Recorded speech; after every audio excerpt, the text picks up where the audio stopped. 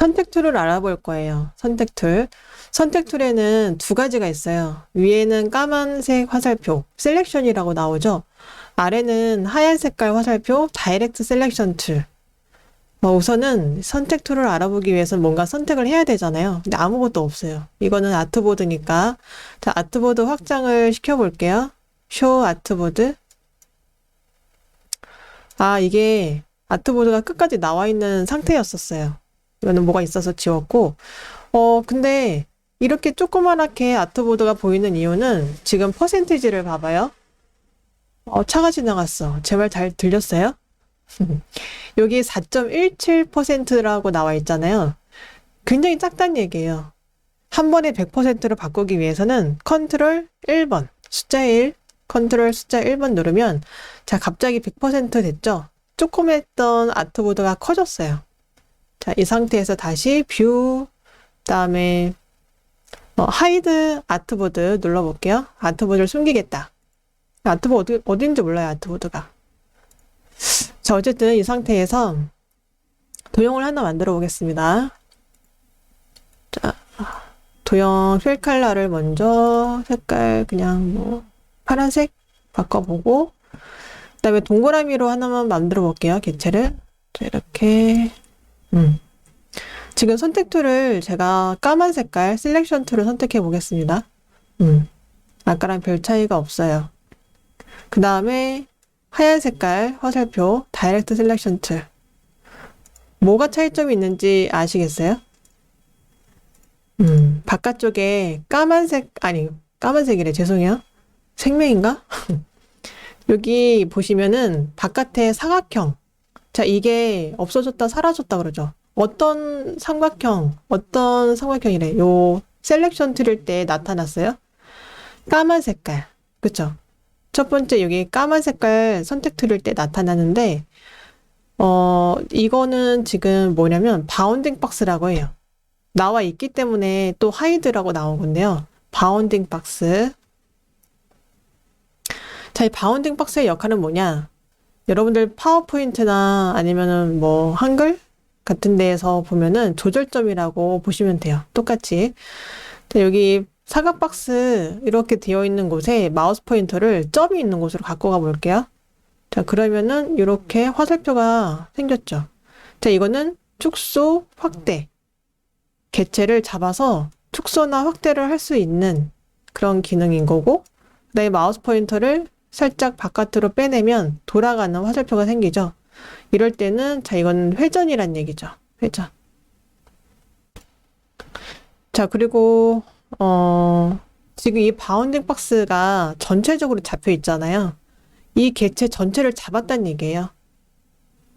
그리고 이 전체를 잡았다면 Alt, 자, 마우스 포인터가 화살표 두 개가 생겼죠. 이럴 때 클릭하면서 드래그를 시켜주면 복사가 돼요. 복사. 자, 한 번 더 해볼까요? 자, 화면 축소는 Alt를 누르면서 마우스 휠을 드래그하면 됩니다. 하나만 더. 자, 이렇게. 자, 복사를 했습니다. 전체를 선택해서 복사. 자, 지금 선택 툴에 대해서 말씀드리는 건데, 셀렉션 툴은 한 번의 클릭으로 또는 살짝만 건드려도 전체 선택이 돼요.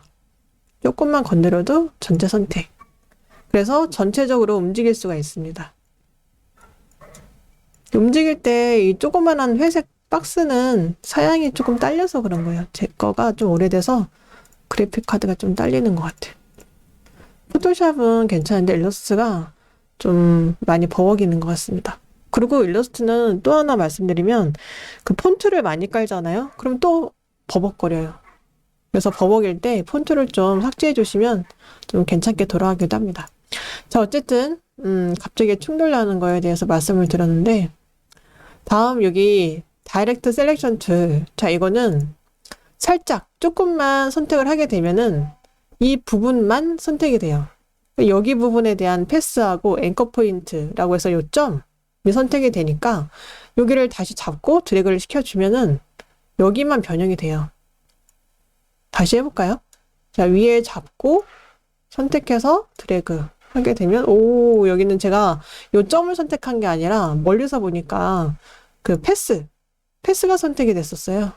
패스를 선택하게 되면은 이렇게 패스 라인이 움직일 수 있어요.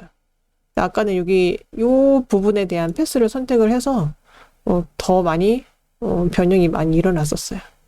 아무튼 앵커 포인트를 잡게 되면 요 점 이름이 앵커 포인트거든요. 잡게 되면 내가 잡고 움직이는 대로 정확하게 움직입니다. 자, 그러면은 지금 직접 선택 툴, 자, 요 부분 선택 툴, 직접 선택 툴, 다이렉트 셀렉션 툴이라고 하는 요 하얀 색깔 요 툴. 자, 이거의 강점은 뭐다? 요 패스나 앵커 포인트를 선택해서 부분적으로 움직일 수 있다라는 거예요. 그러면은 요 셀렉션 툴의 강점은 뭐다?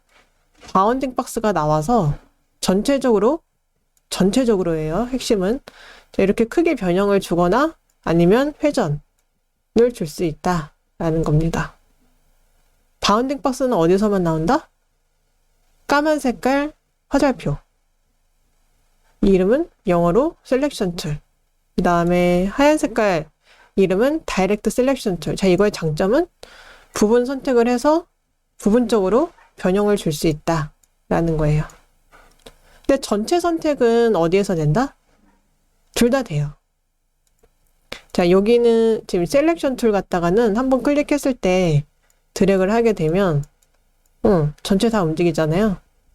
자, 이것도 마찬가지로 선택을 하게 되면은 지금 이건 면색이 채워져 있는 상태이기 때문에 클릭 드래그 할 때 움직여지죠.